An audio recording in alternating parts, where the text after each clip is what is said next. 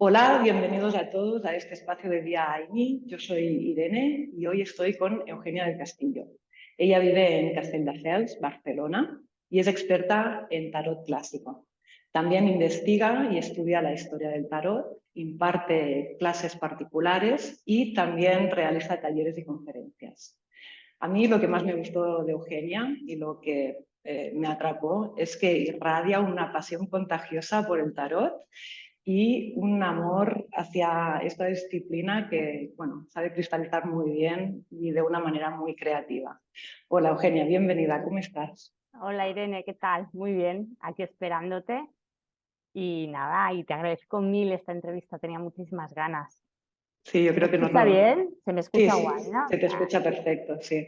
Nos lo vamos a pasar bien, es súper interesante. Hoy con Eugenia vamos a intentar contestar a preguntas poco frecuentes y muy didácticas acerca del tarot, y lo cual va a ser un desafío, pero bueno, Eugenia es un pozo sin fondo de conocimiento acerca del tarot.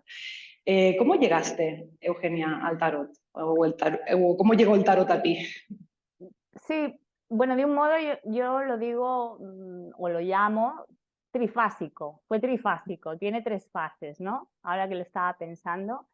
Primero de niña, de manos de una tía paterna, la hermana mayor de mi padre. Ella era una mujer cultísima, era profe, pero aparte echaba las cartas a las señoras en Madrid, ¿no? Vaya por los años 70, 80, una apasionada. Y me intrigaba mucho cada vez que venía a casa y ella extendía sus cartas y hacía lecturas a las personas adultas que habían en la casa. Yo creía que estaba contando cuentos a través de esas imágenes, ¿no? ¿Y qué pasaba? Que en aquella época no era habitual ver barajas de cartas de tarot. Era un tarot de Marsella, antiguo, clásico. Y me fascinó de tal manera esas imágenes, y luego recuerdo que mi madre también me contaba las lecturas que ella le había hecho, que le llegaron muy profundamente, y me quedé absolutamente prendada y fascinada, ¿no? Entonces intentaba encontrar barajas, pero no era fácil, yo era una niña. Entonces, ¿qué hice? Pues, ¿qué tenemos a mano en las casas? Pues barajas de juego, pues en mi caso era la baraja española, ¿no? Y ahí empecé a interesarme por todos esta vertiente oracular de las cartas, pero era muy autodidacta y era casi un juego infantil. Lo que pasa es que recuerdo alguna tirada, alguna lectura bastante potente.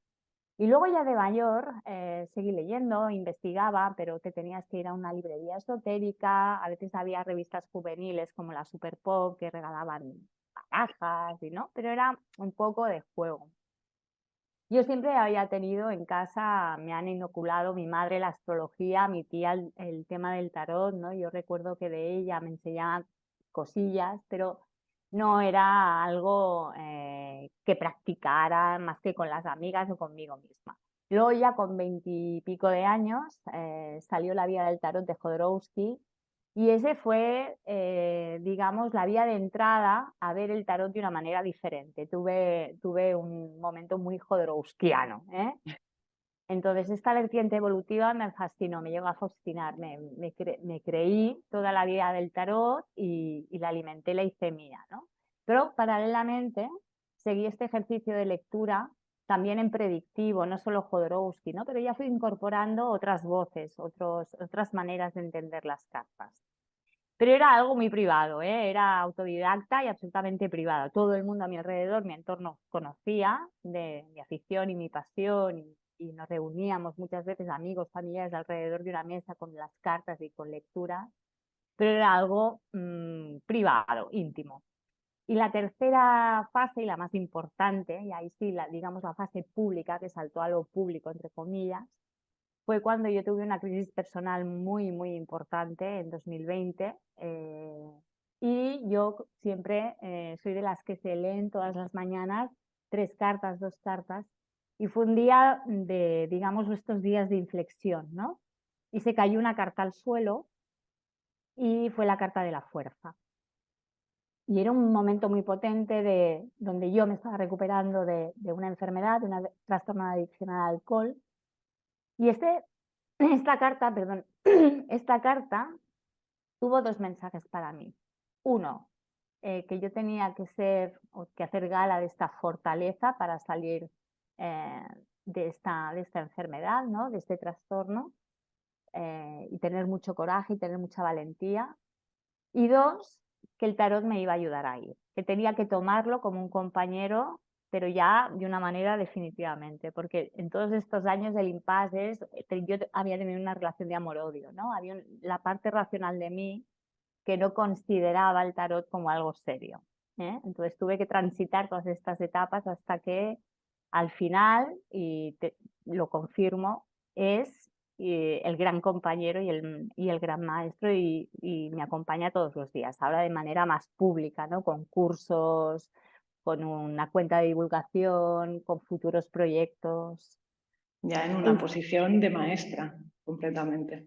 Y ya en una posición, sí, yo no me autodenomino maestra, me parece muy fuerte, Bueno, pero maestra en el sentido de expresarlo, ¿no? Cuando uno sí, ya se atreve a expresarlo. de querer ser como un canal de divulgación de todo lo que es el tema histórico. Y también formaría parte de ese grupo de personas que consideramos el tarot como algo muy bonito y muy serio, y una obra de arte, que lo es. Y después, todo aquel que quiera aprender y que quiera aprender conmigo, pues es bienvenido. Bien. Bueno, y así para adentrarnos en la historia del tarot, ¿cuál es tu origen histórico y cómo, así cortito, ¿no? Una pincelada del origen histórico y de cómo ha ido evolucionando a lo largo del tiempo. Esta pregunta, ya solo esta pregunta, es una conferencia, ¿eh? Esto ya es... Sí, por eso digo resumido, una pincelada para que una breboca. Vale, el tarot tiene un contexto muy determinado, una zona muy determinada, es el norte de Italia, siglo XV, hacia 1441, 42, un poquito antes, un poquito después, ¿no? Y es esta zona concreta. Llamamos tarot a un juego de cartas de palos latinos al que se le ha sumado otro cuerpo superior, ¿no? Con 22 figuras a las que ahora llamamos arcanos mayores, en aquella época eran triunfos. Y bueno, de ahí, de ese foco, en pleno Renacimiento, luego se expandió. Se expandió hacia otros países, hacia Francia, que de ahí nace el modelo, digamos, el esquema marsellés, que el tarot de Marsella, el que conocemos como tarot de Marsella, tiene a su vez un origen de patrón milanés. Entonces, el origen está en el norte de Italia, entre las ciudades de Milán, Ferrara, Florencia, sería ese núcleo concreto, en un momento concreto, mediados del siglo XV, sería eso. Y luego se difundió a través de Francia a otros países y luego ya alcanzó pues todo lo que es las Islas Británicas, Norteamérica, con todo lo que conllevó eso, otras formaciones de otros tarots, otra escuela, etcétera, etcétera. Pero bueno, el contexto y el origen sería este. Italia, norte de Italia, 1440 y pico. ¿Y cómo ha ido evolucionando a lo largo del tiempo el tarot, las barajas del tarot en sí mismas o las figuras? Vale. Y así. Al principio eran tarots principescos, señoriales, lo que se llama tarots iluminados, nuestros grandes tarots envueltos en oro, en plata, ¿no? Con estas estampaciones, estaban dibujados, ilustrados por grandes artistas de la época y eran encargados por familias señoriales. Los Visconti son los primeros tarots que nos han llegado hasta nosotros y que los que hemos fechado en alrededores de 1440 y algo, ¿no? Y eran llamados triunfos. La palabra tarot salió después, tarocchi, pero al principio eran considerados juegos de triunfos. Eran los triunfi. De ahí se divulgaron a otras ciudades de Italia y empezaron ya una producción de barajas con patrones diferentes entre las distintas ciudades.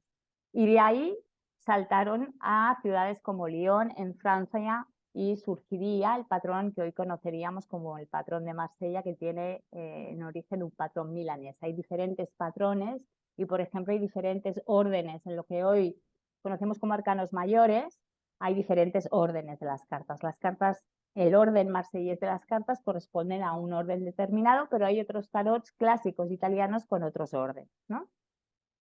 Y después desde ahí ya se difundió, se repartió por el resto de Europa hasta alcanzar las Islas Británicas.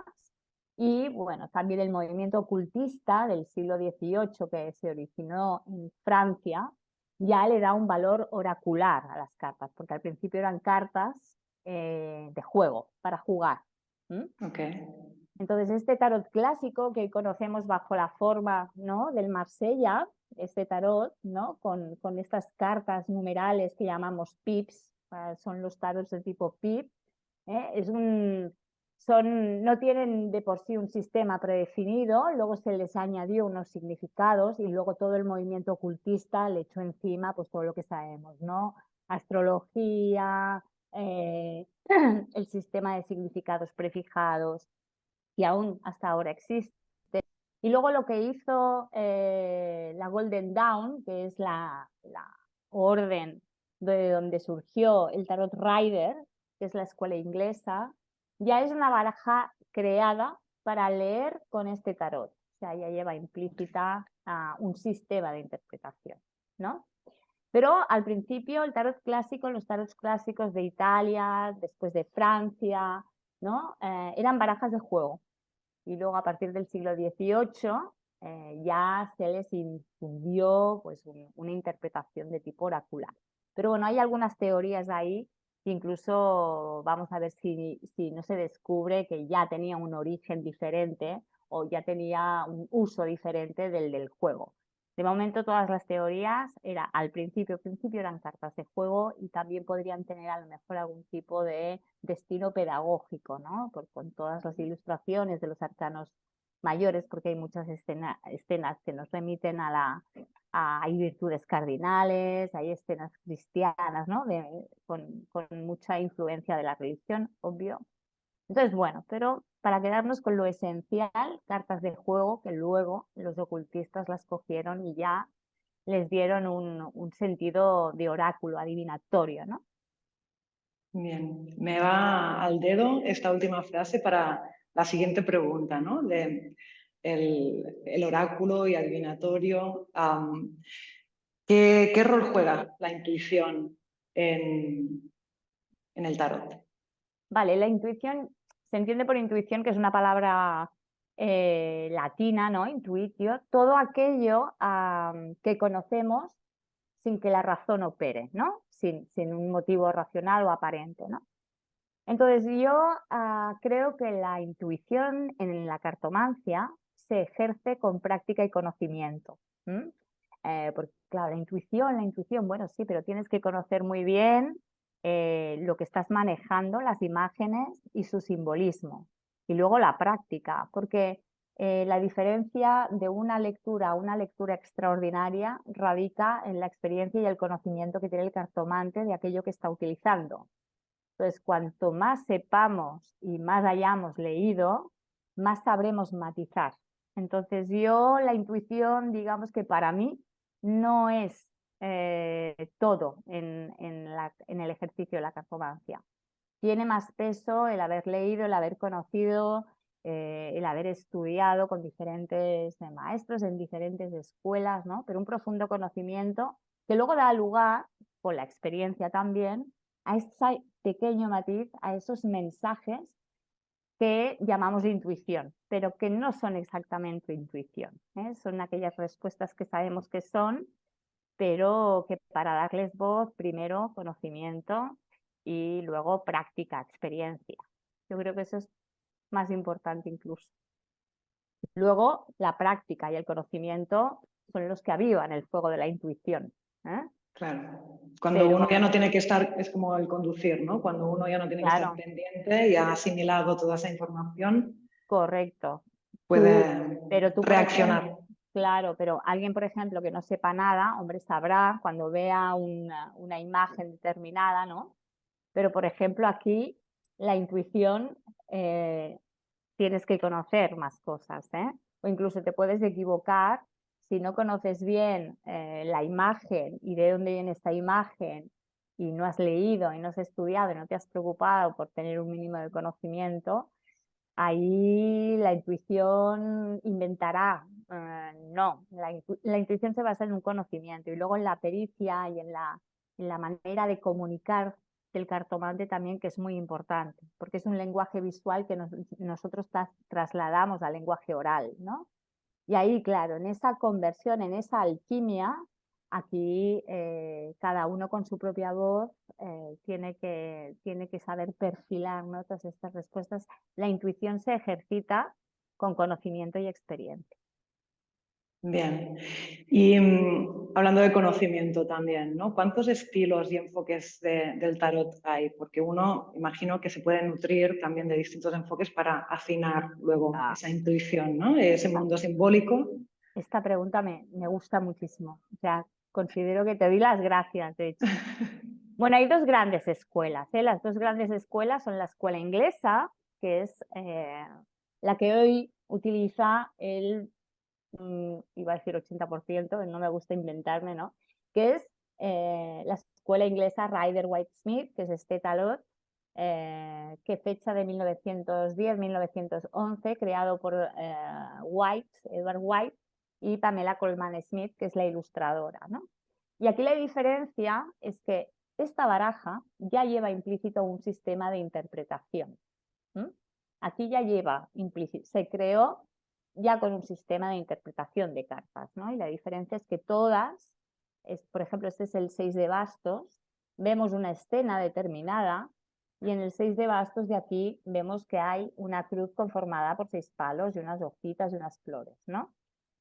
¿Qué pasa? Claro, esto es la escuela inglesa. De aquí han crecido un montón de barajas, pero siempre con el esquema del Rider, dibujados por diferentes artistas, pero ya lleva implícito un sistema interpretativo. ¿Y la mayoría de tarotistas usan esa baraja, ese sistema? Sí, yo creo que es el más, sí, es el más utilizado, es el más conocido y también digamos que es el más de fácil absorción. Primero, porque ya lleva un esquema interpretativo, ya lleva La chuleta. Exacto. Y después porque todas las cartas están ilustradas, todas, las 78. Y esto marcó la gran diferencia, ¿no? Tenemos una escuela, se llama la escuela inglesa, y ya tiene un sistema interpretativo y una baraja que fue creada expresamente para este sistema. Vale. ¿Qué pasa con el tarot clásico? ¿A qué llamamos tarot clásico? Pues el tarot clásico llamamos a el tarot, por ejemplo, de tipo marsellés, el de Marsella, que están los 22 arcanos mayores, ¿vale? Salió el Y sol.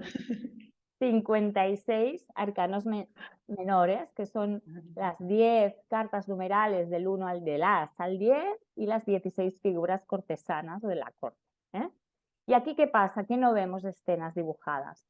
¿Y qué pasa también? Este tarot no lleva un sistema interpretativo, o sea, no se creó con un sistema interpretativo determinado porque eran cartas de juego, ¿no?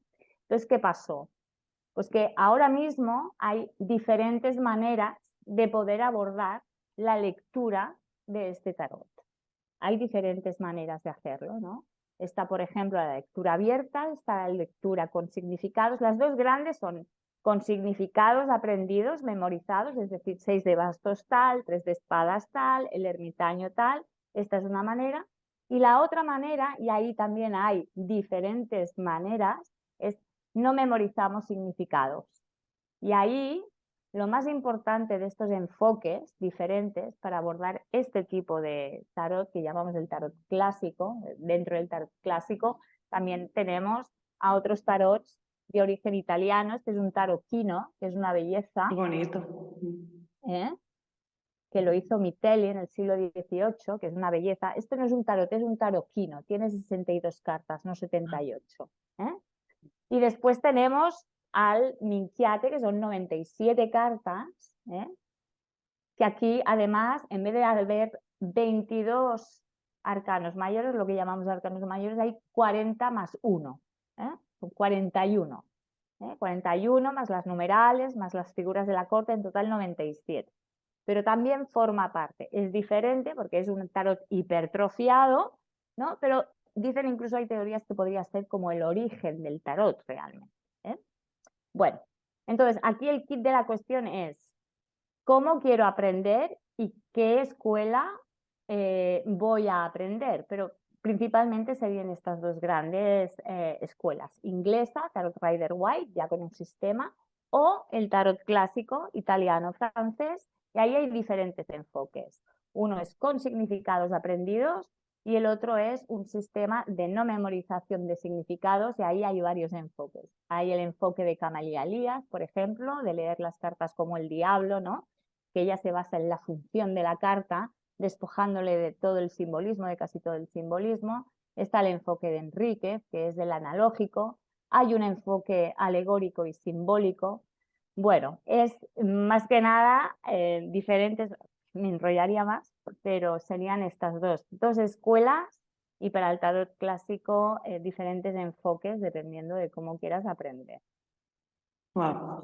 Y luego además está también el enfoque así más predictivo, más terapéutico, más, Claro, ¿no? ahí Ya es más una, moderno. Bueno, es moderno, una no sé si moderno, pero súper pregunta. Yo siempre digo que el tarot sirve para contestar preguntas, para atender preguntas y consultas. Después tú decides si van a ser, la pregunta ya conllevará si es evolutivo, predictivo, terapéutico. Lo interesante es, yo es lo que tengo en cuenta. Yo cuando viene una persona y quiere aprender tarot clásico, yo le digo, yo enseño a leer para que tú puedas responder preguntas.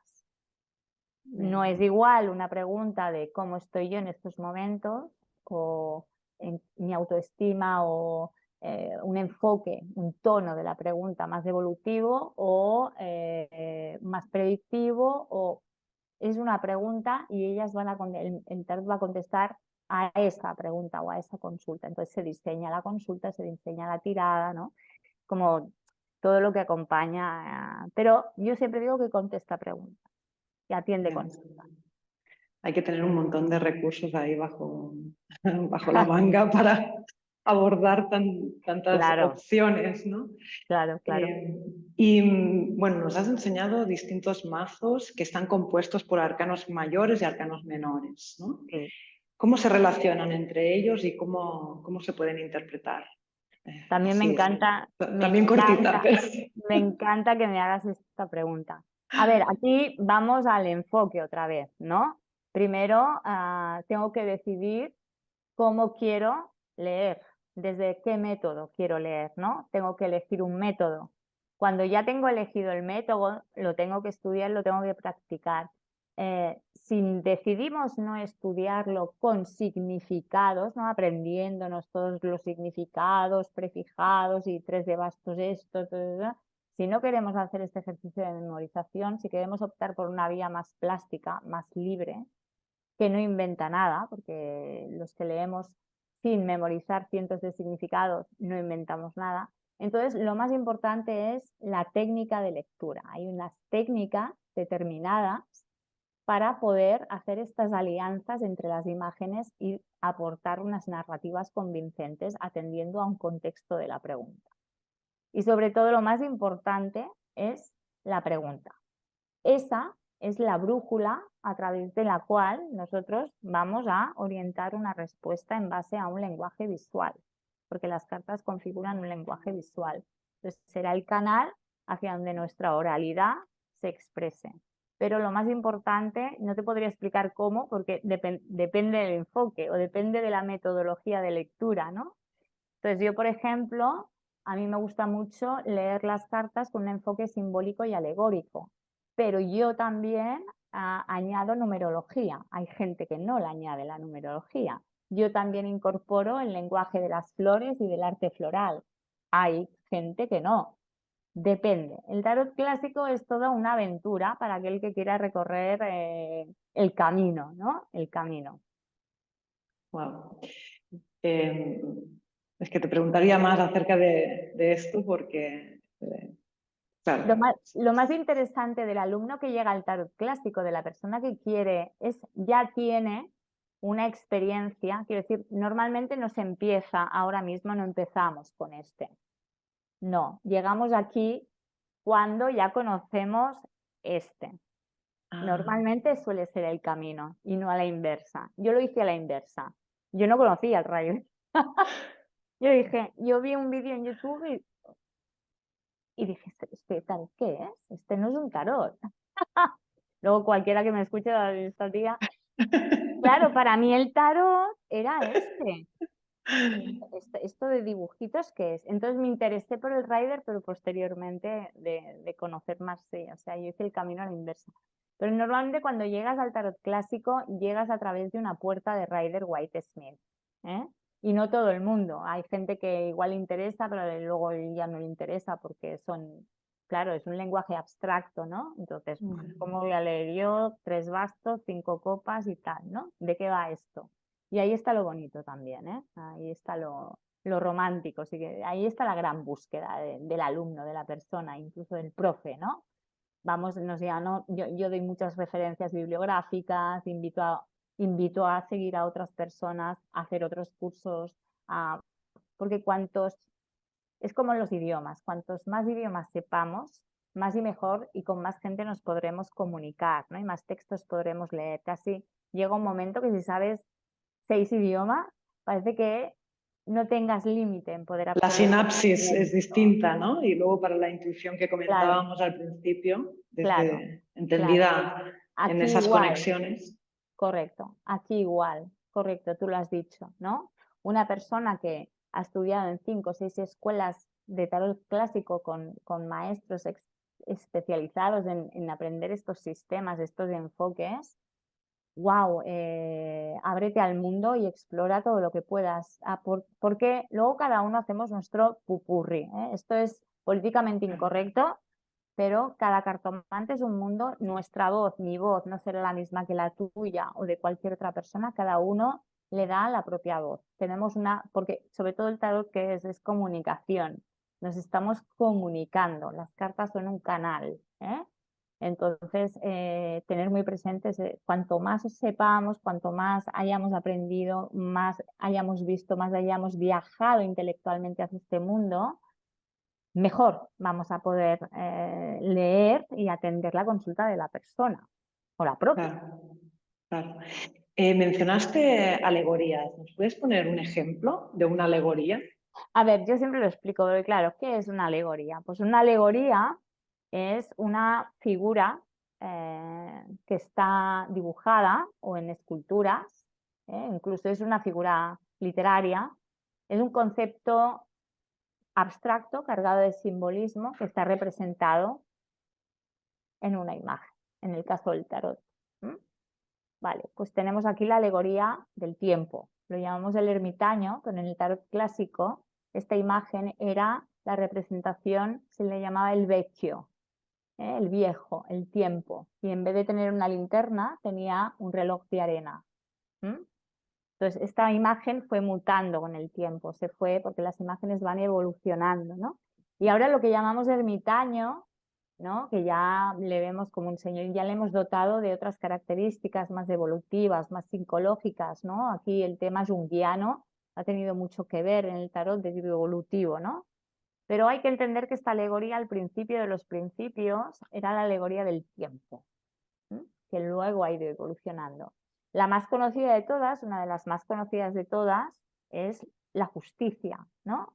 Esa imagen, porque son conceptos abstractos. La justicia no es nada tangible, ¿no? Pero tenemos representaciones de ella. Y la representación que tenemos en el tarot, que ahora no la encuentro porque esto siempre suele pasar, ¿no? Es la de esa mujer sentada, con los ojos, en el tarot en este caso la mayoría de veces se la representa sin venda en los ojos, con una espada y una balanza.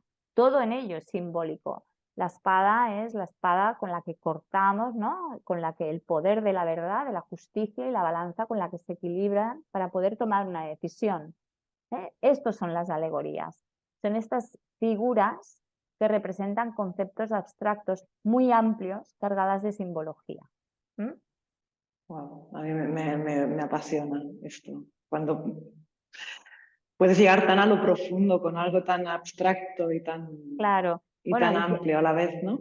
sí, estas representaciones tienen su historia. Quiero decir, de repente esta imagen eh, viene de otra y viene de otra, ¿eh? Por eso me gusta mucho insistir yo siempre pongo comparativas, ¿no? Esta es la estrella del tarot de Pierre Madenier de 1709, pero tenemos otro tipo de estrellas representadas en tarot italianos que no tienen nada que ver con esta representación, ¿no? Y muchas veces nos fijamos que ella es la protagonista, pero en realidad la carta se llama la estrella, es ella la protagonista, no ella, ¿eh? Entonces, todas estas cosas es interesante verlas, es interesante enseñarlas.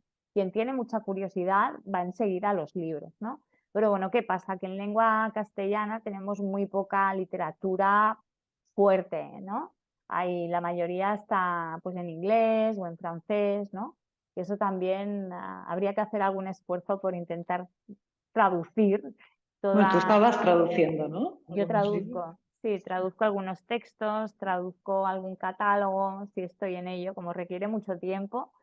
Pero claro, fíjate aquí el diálogo es diferente, es una representación diferente, ¿no? En este tarot italiano tan bonito, tan hermoso, ¿eh? Fíjate, este loco no tiene perro. ¿M?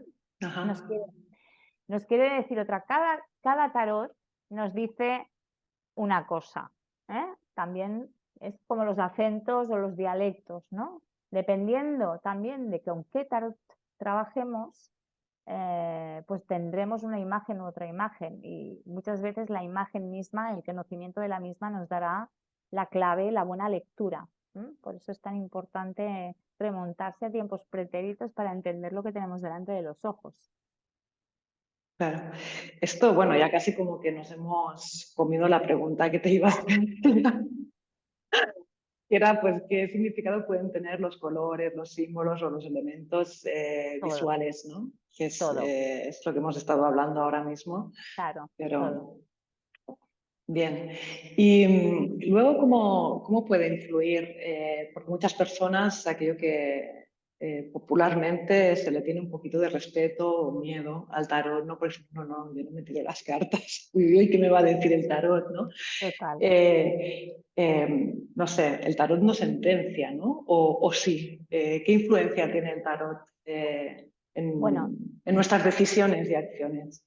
Bueno, aquí, claro, hay lecturas que pueden ser muy potentes y que pueden marcar realmente y que pueden ser una experiencia muy fuerte con la persona. Por eso es muy importante también, y yo creo que es responsabilidad de la persona que lee las cartas, del cartomante, de la cartomante, hablar esto un poquito antes con el consultante, ¿no? O con la persona que nos viene a preguntar qué expectativas tiene, qué es el tarot, por qué una sesión de tarot.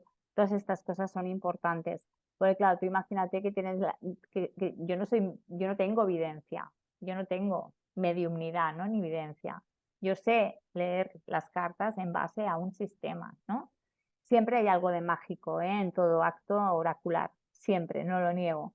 Pero claro, establecer previamente con la persona un diálogo antes de la lectura es muy importante, porque ahí tenemos una responsabilidad.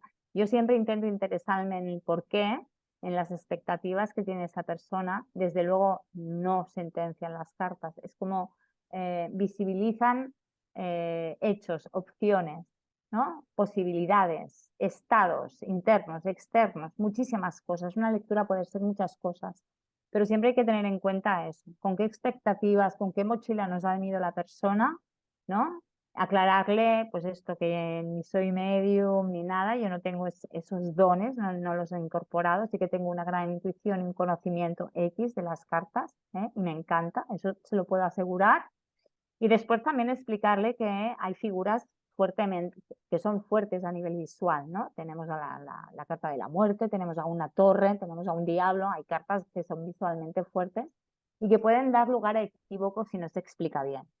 Entonces, previamente, pues explicar, pues eso, si sale la carta de la muerte, esto no quiere decir que te vas a morir, ni. Claro, y eso ya depende del código ético del propio cartomante y de cómo establezca o en base a qué haga las consultas. ¿Mm? Yo creo que eso es súper importante. Establecer primero un diálogo, porque al fin y al cabo, ya lo he dicho antes, ¿no? El tarot es comunicación y hay una parte muy importante, yo creo que la más importante es este diálogo, esta relación entre cartomante y consultante en el momento que se hace la consulta. Esto es muy importante. Claro, un respeto enorme Claro, tiene que haber y confianza también en claro. abrirse, ¿no? A que pueda surgir la respuesta que uno necesita escuchar también. Claro, y hay que ser muy honestos, ¿no? Por ejemplo, yo nunca leo temas relativos a la salud, nunca. El tema de las terceras personas, yo también considero que no soy quien, no soy ni esa función paternalista de esto, yo no te... No, la salud, por ejemplo, no. Cuando hay una lectura que es una lectura con una respuesta bastante fuerte, hay que tener en cuenta esa empatía, ¿no? ¿Cómo voy a enfocarlo yo? ¿Cómo se lo voy a explicar? Entonces hay diferentes maneras de enfocar los asuntos delicados, porque claro, si tú sentencias una cosa que puede ser muy fuerte para la persona, tú no sabes esa persona fuera de la consulta cómo va a reaccionar, qué va a reaccionar. Claro. Entonces, asentar las bases primero con total honestidad y empatía, yo creo que es fundamental. Muy bien. ¿Y de dónde crees que surge la respuesta del tarot? Wow, esto yo lo he estado pensando, yo esto lo he estado pensando varias veces, ¿no? Hay varias teorías, ¿no? Hay gente que dice que puede ser de una conciencia cósmica, ¿no? De una, incluso de universos cuánticos, no sé, muy loco. Yo ahí, yo creo que es lo más honesto, ese es el misterio, el gran misterio, y a mí me gusta mucho a veces, cuando no sé una respuesta, decir, no lo sé, pero es que justamente ese misterio es al que yo me abandono, siempre. Y no me interesa saber, ¿eh? O sea, me salen 50 científicos y me explican y tal, y diré, vale, ok, muy bien, pero me parece que profundamente es ese misterio al que yo creo que nos entregamos todos. No lo sé. Es entretenido pensar en ello, pero Sí, yo creo que ¿no? es el gran misterio y ese gran misterio lo hace fabuloso. Exacto, que se quede como está.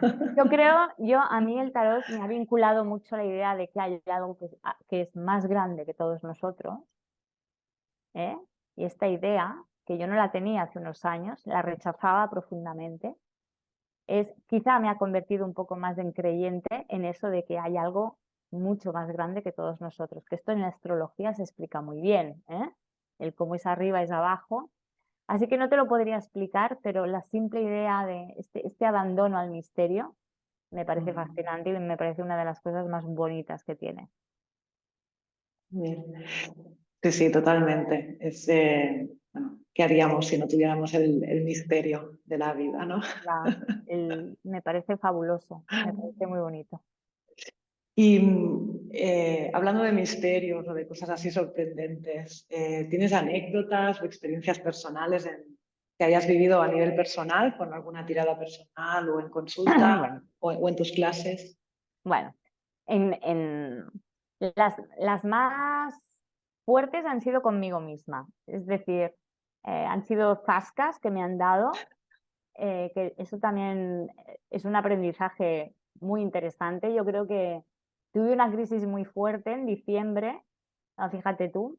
Bueno, hay veces que posteo predicciones, rollo final de la Copa del Mundo, quién va a ganar Eurovisión, no sé exactamente, pero bueno, son desafíos que además tengo con otros compañeros, cartomantes también, y entonces hice una predicción de la final de la Copa del Mundo y la posté días antes, ¿no? Y detallé realmente por escrito lo que iba a pasar, ¿no? Y di como vencedora a Francia.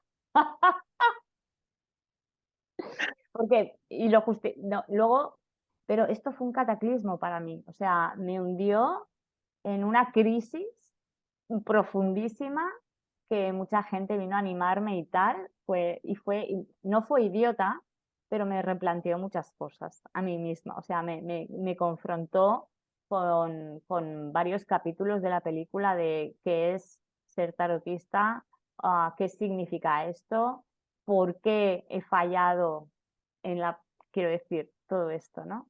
Y bueno, me confrontó con muchísimas cosas esta situación, ¿no? Que la gente puede decir, pues es una chorrada, ¿no? Bueno, forma parte de las crisis. Y lo más bonito que me pasa siempre, tanto en clase o en consulta, es ver como una persona que trae un problema o que trae una situación de incertidumbre, esa ansiedad, cuando se va, ¿no? Cuando se acaba la sesión, está más calmada y te da las gracias. Yo creo que es lo mejor. No es me has acertado, sino es el cómo me has ayudado o te das sencillamente las gracias. Yo creo que es esa parte la más bonita. Totalmente, totalmente, te creo. Tiene que ser muy gratificante, ¿no? Ver cómo llegan así como ansiosos, ¿no? Porque es esa ansiedad, esa angustia y bueno, que Sí, por lo menos se van como más aligerados porque algo les ha tocado, ¿no? sí, y Quizás es... sí, y el punto común que tenemos todos, compañeros y compañeras, es, claro, porque tú te pones muy nervioso, siempre hay un punto de tensión antes de una consulta, ¿no? Temor a equivocarte, temor a que las cartas den una respuesta horrible y no saber afrontarlo. Pueden pasar muchas cosas porque cada lectura es diferente. Por mucho que conozcas el lenguaje o que crees que lo conozcas, es que yo eso de conocer, yo creo que siempre hay un punto de no lo conozco del todo. Y eso es un misterio y también está bien, ¿eh? Está. Yo pretendo conocerlo, pero una consulta puede dar una respuesta que en ese momento no puedas entender. Entonces aquí nos tenemos que preparar también hacia eso. Pero yo creo que todos coincidimos en él, nos gusta que nos digan que hemos ayudado a la persona. Eso es lo mejor. Claro, Es esa parte de servicio, de gratitud, que es más bonita. qué bien. Y bueno, ¿qué formato tienen tus clases particulares? O sea, yo ahora que ya me has convencido de que tienes un montón de cosas que contar, ¿qué me Pues puedo nada, encontrar? ¿Cuánto tardo en aprender pues a depende. ¿Sabes lo conocer? que pasa? ¿Sabes lo que pasa? Que a mí me gusta mucho el formato particular. ¿Por qué? Porque muchas veces en los grupos, que esto no quita que demos talleres y clases en escuelas y tal, pero yo creo que la clase particular es para aquellas personas o bien que ya tienen un bagaje o también puedes venir sin entender nada, solo con tu curiosidad y tú a ver qué es esto, ¿no? Pero te da la libertad de hacer un seguimiento con la persona. Pepito no es igual que Juanita y por lo tanto yo me adapto a la persona y a su idiosincrasia particular, ¿no? O a lo que entienda. Entonces, cada curso, no es un curso, hay una estructura, obviamente. Las clases se realizan mediante Zoom y desde ahí hay un modelo muy dinámico porque se resuelven ejercicios todas las semanas, incluso por WhatsApp, y eso establece una relación. Y la persona, que es lo que más me interesa, pierde la vergüenza a la lectura.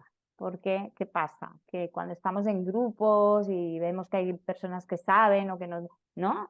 Hay personas que, y yo soy y era una de ellas, no participo por la voy Te a cagar. cohibes, te Yo aquí, cohibes, ¿no? claro, no estoy cómoda leyendo porque para leer necesito un espacio, yo lo considero solo para mí. Entonces, las personas que se acercan a este formato son personas que quieren este de uno más uno, ¿no?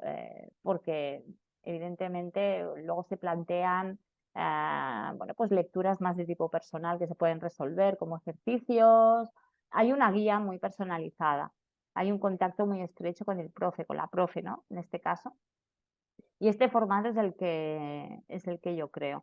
No lo hago ni mucho menos por un tema económico, luego por el placer de enseñar algo que me apasiona y luego porque me fascina que una persona me diga que ha aprendido tarot y que le encanta. Hay gente que no, hay gente que dice, chao, hasta luego a la segunda. Pero bueno, hay las personas que se quedan, que me dicen, estaba deseando la clase del miércoles o esto es lo que me gusta, porque luego ellos van perdiendo el miedo a la lectura, el temor a equivocarse, van investigando por su cuenta, esto es lo más bonito y por eso lo hago así, lo hago así. Bien, ¿y cuál es cuántas sesiones, meses, Vale, semanas, si no más o sabes, menos? sí, si no sabes nada de nada, pues igual son entre 15 y 20 clases. Si no sabes nada de nada de nada y quieres saber, como máximo. Yo lo hago normalmente es una vez a la semana. Son clases de 1 hora y media o de 60 minutos, tú dependes. Y hay flexibilidad. A veces podrás todos los martes pero a veces podrás todos los martes, pero a veces un jueves, ¿no? Entonces yo digo qué franjas tengo libre y qué tiempo tal y acordamos y cuadramos las clases. Hay gente que quiere 90 minutos porque aquí nos explayamos mogollón, sobre todo al principio, las primeras clases, ¿no? 60 se hace muy cortito y luego ya cambiamos a 60 y luego ya depende absolutamente del trabajo, de la facilidad que tenga hay personas que tienen más facilidad, es como los idiomas, ¿no? Hay personas con más facilidad y hay personas que les cuesta más, ¿no? O que tienen más dudas o que no tienen tiempo de hacer los ejercicios entre semana, que tampoco es obligatorio, ¿no? Digamos que yo hago del aprendizaje, o me gustaría pretender hacer del aprendizaje una experiencia. Es esto, Claro. porque el tarot para mí es una experiencia. Entonces, no es, mira, ya he aprendido con Eugenia, ya sé tarot. No, no, te quedan 80 años, te quedan toda tu vida. Yo sigo aprendiendo, quiero decir. Pero más que nada, porque si les gusta y se quieren quedar, que lo hagan como una experiencia, como algo que ellos puedan incorporar luego o para ellos o para leer a los demás, pero que establecer ese vínculo si realmente les gusta. Vale. Y a los que no les gusta, a los que son escépticos y tienen miedo del tarot, ¿qué les dirías? Me encantan los escépticos, ¿no? De hecho, me encantan los escépticos, ¿no? Un escéptico ni siquiera te preguntará, pero luego hay aquel escéptico que te pregunta y tiene curiosidad, o bien porque te conoce y dice, no, no me cuadras tú echándolas, no te veo ahí, ¿no? Entonces tienen esa curiosidad. Yo siempre les intento explicar la importancia de lo simbólico en nuestras vidas como seres humanos, ¿no? Y también abro esta ventana, ¿no? Que es un símbolo nosotros trabajamos a nivel simbólico de todas las, incluso el lenguaje, ¿no? Como decía creo que era Enrique Enríquez, que dice que el lenguaje mismo es un oráculo, es un símbolo en sí mismo, ¿no? Pero bueno, nosotros operamos con lo simbólico desde cuando pones el nombre de tu niño y estás trabajando lo simbólico, ¿no? No le vas a poner, ya no se ponen los nombres, ¿no? El tatarabuelo, del bisabuelo, ¿no? Como fue mi caso, ¿no? Yo me llamo María Eugenia, porque mi abuelo, pero esto es muy raro, ahora ya no, ¿no? Buscamos el nombre porque queremos dotar y es importante para nosotros. O cuando estamos creando una empresa y estamos estableciendo el logotipo, diseñando el logotipo, estamos también metidos de lleno de golpe en todo el tema simbólico. Entonces, yo siempre empiezo explicando que es un lenguaje simbólico, que se lee de manera simbólica, que una lectura puede ser muy bonita desde ahí, que tiene un componente extraño, pero que es una obra de arte. Entonces, igual que vemos una película, nos está trasladando simbólicamente una experiencia, leemos un libro, nos está trasladando simbólicamente una experiencia, un poema, ¿no? Hay que ver una conferencia de Borges que se llama ¿Para qué sirve la poesía?, ¿no?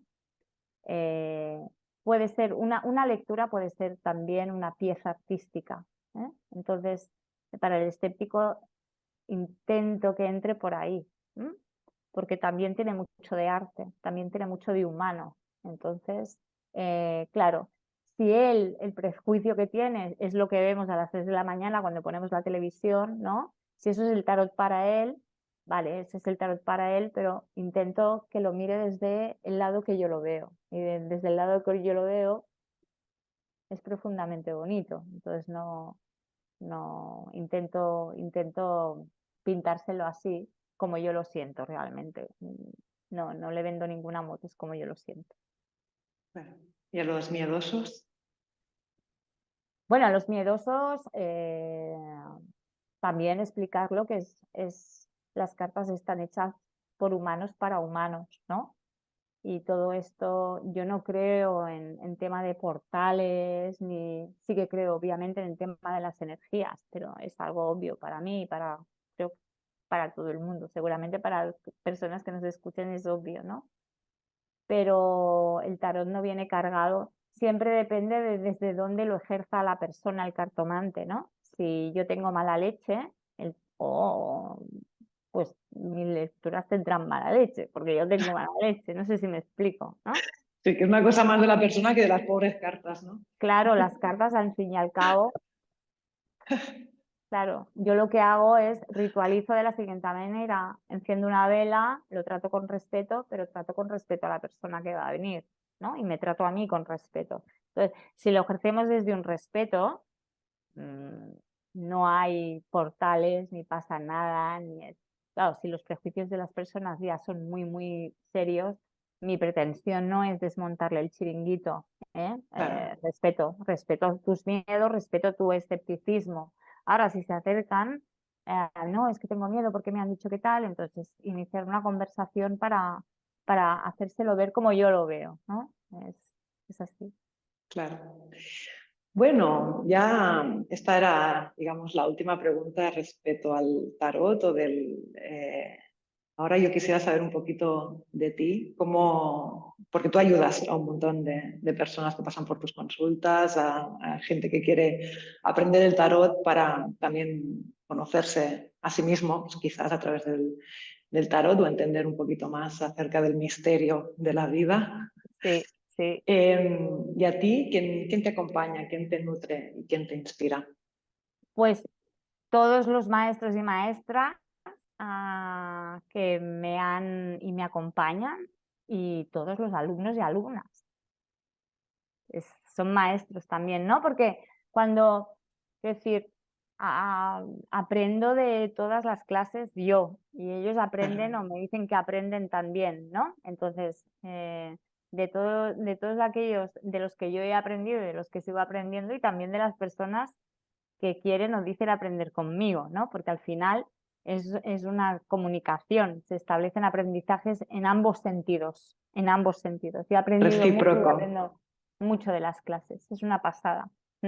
Reciprocidad total, o sea, eso me Total, describe el AINI, ¿no? Y me lleva a totalmente, la totalmente. última pregunta que hago como cierre de todas las entrevistas y es que ¿cómo crees que el tarot puede, que ya en cierto modo lo acabas de mencionar, ¿no? Pero ¿cómo crees que el tarot puede contribuir a una sociedad más equilibrada, a un buen vivir y convivir y bueno, a que se fomente, ¿no? Esta reciprocidad? Pues yo creo que es un ejercicio profundamente humanista. Entonces, desde este humanismo, eh, que ya el tarot tiene su lugar, ¿no? Su contexto en su lugar en el Renacimiento, ¿no? Que fue también, por otra parte, una época muy cruel para las mujeres, ¿no? Pero bueno, si tenemos en cuenta, yo creo que es una profesión, un oficio, no me gusta llamarlo oficio, me gusta más la palabra oficio, ¿no? Es más como más orgánica. Más artesano, quizá. Total, es profundamente humanista. Entonces, trabajamos con personas. A mí, por ejemplo, me ha ayudado para entender al otro. El otro siempre ha sido para mí el gran desafío, ¿eh? Una persona que trabaja con el tarot y atiende a otras personas, sea en forma de alumno o de consultante, me da igual, es alguien que va a ejercer la empatía, si está bien, has entendido este tarot, ¿no? Que te va a enseñar muchas cosas de ti y del otro, pero sobre todo hay respeto, comunicación, ¿no? Apertura, libre de juicios. Yo siempre digo que no tenemos que juzgar a la persona que nos viene, jamás, es un error. Procurar empatizar y profundamente y un ejercicio de compasión. Entonces ahí en este humanismo del oficio, yo creo que ahí está el punto y el nexo de unión y nos da la posibilidad de ser mejores a través de... Es un canal que nos acerca a otras personas y a conocernos también a nosotros. Wow, wow, qué bello, de verdad. Fue un enfoque totalmente bonito, muy inspirador. Bueno, muy tu proyecto, ¿eh? Sí, Este enlace, nuestro proyecto. nuestro proyecto, este enlace tan bonito de poder acercarnos a lo que... Y bueno, yo te lo agradezco mucho también y te agradezco porque estamos en un mundo tan científico, ¿no? Que muchas veces, pero estamos ansiando, el ser humano siempre ansía la trascendencia. Yo creo que darse el permiso a esto es recuperar un poco, salirnos de todas estas pantallas, de todos estos discursos, ¿no? De toda esta sequedad e impregnarlo con toda la humanidad que llevan, pues eso, pues proyectos como el tuyo, que nos acercan a otra, ahora que tenemos la posibilidad, ¿no?, de abrir nuestro ordenador y conocer a gente de todos los países del mundo, me parece una oportunidad maravillosa para acercarnos a esto y tender puentes, ¿no? Fantástico, muchas gracias, Eugenia. Ya se nos acabó el tiempo. Vale, Fue súper enriquecedor todo lo que dijiste. Muy interesante, he aprendido un montón de cosas. Seguro que los que nos escuchen también. Y bueno, te estoy profundamente agradecida por tu apertura, disponibilidad, energía yo a ti mil. y, y todo lo que compartes, me parece fantástico. Al igual podemos repetir en otro momento. Bueno, yo siempre que es charla contigo, que el otro día fueron 2 horas y media, yo cuando quieras, cuando quieras. Y la próxima vez en presencial. Esta era acuariana, uraniana promete mucho de virtual, pero las cosas hay que hacerse también en presencial. Sí, también hay que fomentar también lo presencial. Totalmente. Pues te mando un súper abrazo, un beso enorme y nos vemos pronto, bonita. Muchísimas gracias. Chao, chao. Chao.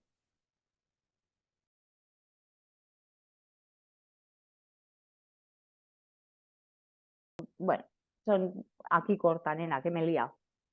Vale. Bueno, si salen muchas tomas falsas, haré como en el penúltimo vídeo, pero nos reiremos un rato. Hombre, claro. Hola, bien. Hola, hola, hola. Hola, bienvenidos. Sí, hola. Hola. Ella vive en Castelldefels, Barcelona. Barcelona. Barcelona, Fona. Muy bien, nena. Con acento. Ahí, con Que jo solera. soc catalana, eh? Home, home, Home, sisplau, sisplau. yo soy Irene y hoy estoy con...